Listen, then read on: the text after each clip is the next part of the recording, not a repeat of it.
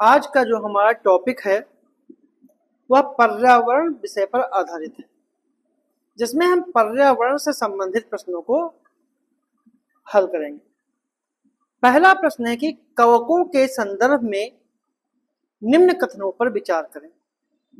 पहला कथन है, इनकी वृद्धि के लिए वर्षा ऋतु सबसे उपयुक्त है। और दूसरा है, ये उन स्थानों पर उगते हैं जो नम और आर्द्र होते हैं। तो इनमें से कौन सा कथन जो है वो सही है? केवल एक, केवल दो, ना तो एक ना ही दो, ठीक है, या फिर दोनों। तो इनमें कौन सा कथन जो है सही है? तो इसका सही जो आंसर है वो है ए ऑप्शन,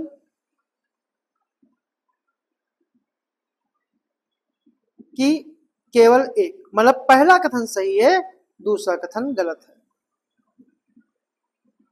ऐसा इसलिए है कि कवक जो होते हैं इनकी पोषक प्रणाली या कहें पोषक विधि भिन्न प्रकार की होती है। ये सड़ने वाली और जैव पदार्थों की सतह पर कुछ पाचक रसों का स्राव करते हैं और उसे साधारण विलेय के रूप में परिवर्तित कर देते हैं। इस प्रकार की पोषक प्रणाली को, जिसमें जीव किसी मृत या विघटित जैविक पदार्थों से पोषक तत्व प्राप्त करते हैं, वो मृतजीवी पोषण कहलाते हैं। और मृतजीवी पोषण प्रणाली का उपयोग करने वाले जो हैं वो मृतजीवी कहलाते हैं। और ये उन स्थानों में भी होते हैं जो नम और उष्ण हैं। और कवकों की वृद्धि के लिए वर्षा ऋतु जो है सबसे अच्छी परिस्थितियां प्रदान करती है। तो पहले जो सही है वो पहला है, और दूसरा गलत है क्योंकि ये नम और आर्द्र में नहीं, नम आर्द्र के साथ वर्षा ऋतु में भी ये अच्छे से उगते हैं। तो सही आंसर जो है इसका ए ऑप्शन। अगला प्रश्न है, घटपर्णी पादप का उदाहरण है स्वपोषण का, विषम पोषण का, स्वपोषण और विषम पोषण दोनों का, या फिर केवल कीटभक्षी का। तो इसका सही जो आंसर है वो है सी ऑप्शन, स्वपोषण और विषम पोषण दोनों का। क्योंकि घटपर्णी पादप जो हैं वो एक कीटभक्षी पादप है। इनकी संरचना घड़े के समान होती है, जो वास्तव में एक पत्ती का रूपांतरित भाग है। पत्ती के शीर्ष भाग घड़े का ढक्कन बनाता है और घड़े के अंदर जो होते हैं वो रोम होते हैं, जो नीचे की ओर ढके रहते हैं। उन्हें अधोमुखी कहते हैं। जब कोई कीट घड़े में प्रवेश करता है तो यह उसके रोमों के बीच फंस जाता है और घड़े में उपस्थित पाचक रस द्वारा कीटों का पाचन हो जाता है। घटपर्णी हरा होता है और प्रकाश संश्लेषण संपादित करता है, क्योंकि इन पादपों को मिट्टी से वो सभी पोषक नहीं मिल पाते जिनकी उन्हें आवश्यकता होती है। घटपर्णी एक कीटपक्षी पादप है जो आंशिक रूप से स्वपोषी और आंशिक रूप से विषमपोषी होते हैं। घटपर्णी एक हरा पौधा होता है जिसके पत्ते घट यानी घड़े के रूप में पाए जाते हैं। इसलिए इसका जो है सी ऑप्शन इसका सही आंसर है। अगला प्रश्न है, सही मिलान कीजिए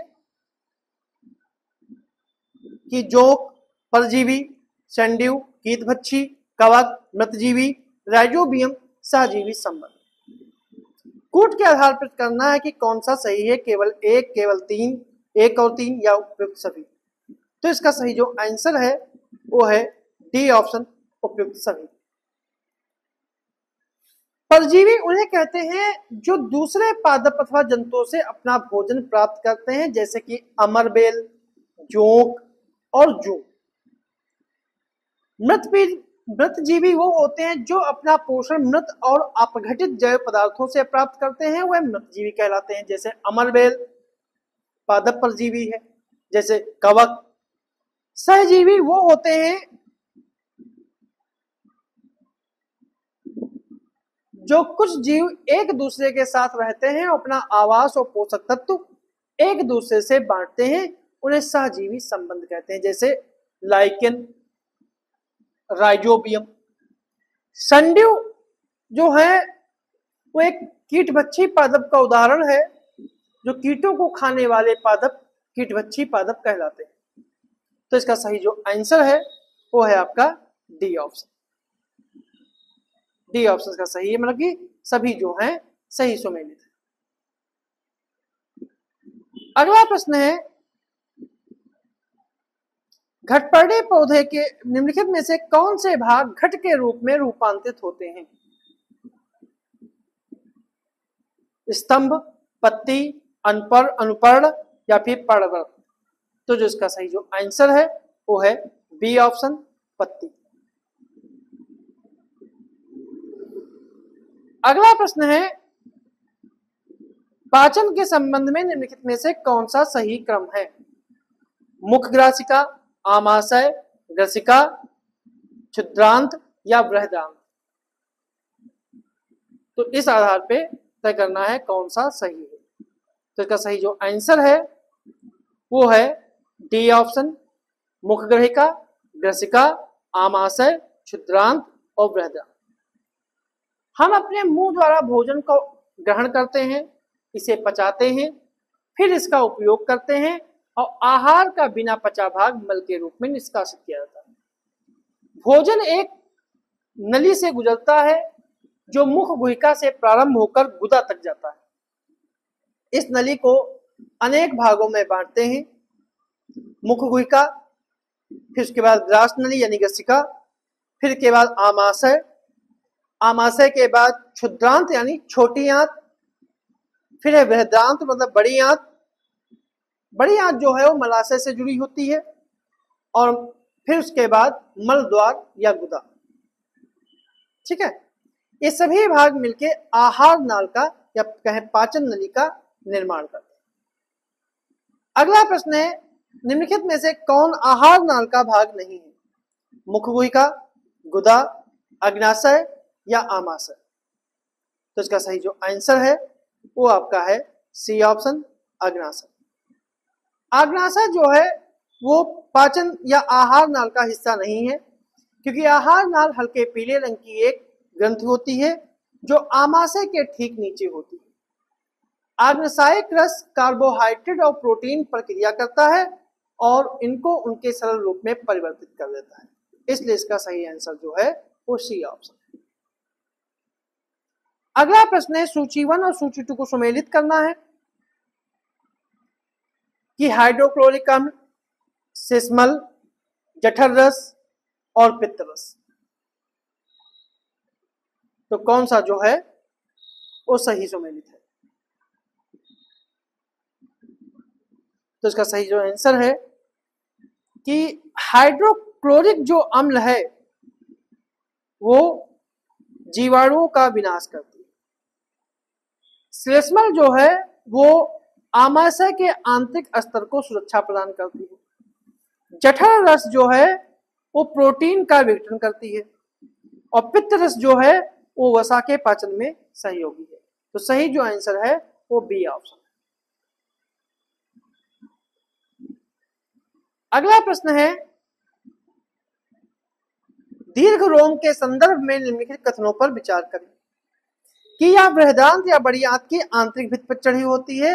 ये भोजन अवशोषण हेतु के लिए तल क्षेत्र बढ़ा देते हैं।